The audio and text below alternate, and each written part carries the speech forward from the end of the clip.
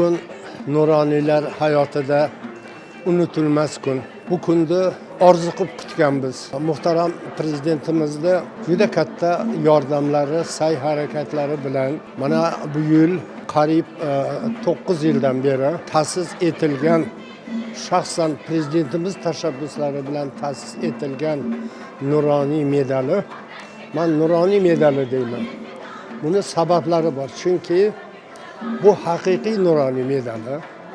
Nuroniylarni hayotiga, bosib o'tgan yo'liga, tajribasiga, xalq o'rtasidagi jamiyatdagi o'rniga nisbatan berilgan juda katta mukofot. 4 milliondan ortiq nuroniylarini katta bayram bilan, orzu qilib kutilgan nuroniy qurultoyi bilan chin dilimdan tabriklayman.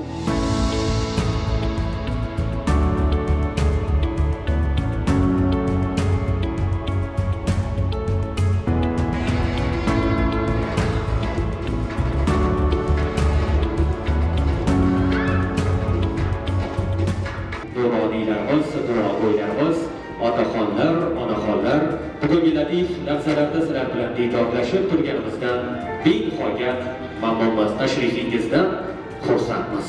Sizlar bilan mana shunday bir quvonchli kunlarda, yaxshi kunlarda diydorlashib turganligimiz uchun juda ham minnatdorman, juda ham xursandman. Sizlarni bugun mana shunday nuroniylarning bayrami bilan shu ko'kraklaringizga taqayotgan mehnat faxriysi ko'krak nishoni bilan tabriklashga muyassar bo'lganligimdan juda ham baxtliman.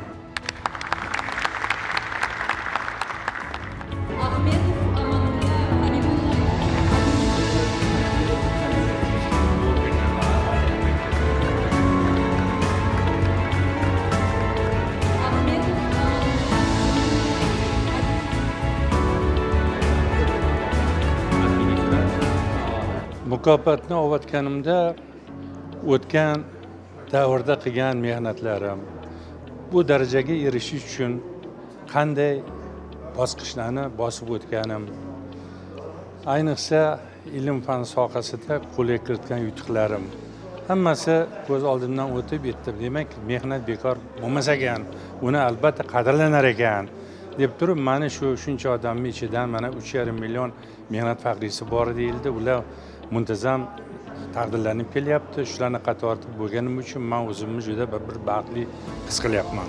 Bugungi kundan juda ham xursandmanki, shu qilingan mehnatga prezidentimiz tomonlaridan avvalo juda katta e'tibor bilan mehnat faxriysi degan ko'krak nishon bilan taqdirlandim.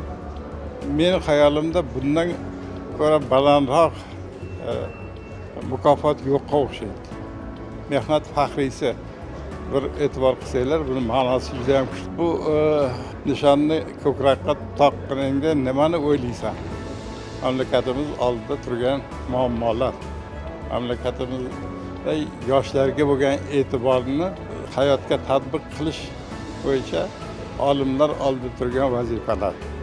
Bularning hammasi menimcha bugundan e'tiboran kechagaga nisbatan ancha katta mas'uliyat bilan qarashni talab qiladi. Shu nuqtai nazardan mamlakatimizga, uning rahbariyatiga katta omad, muvaffaqiyat tilash bilan birga yoshlarimizni tarbiyasi uchun qo'limdan kelgancha xizmat qilaman deb va'da beraman sizlarga.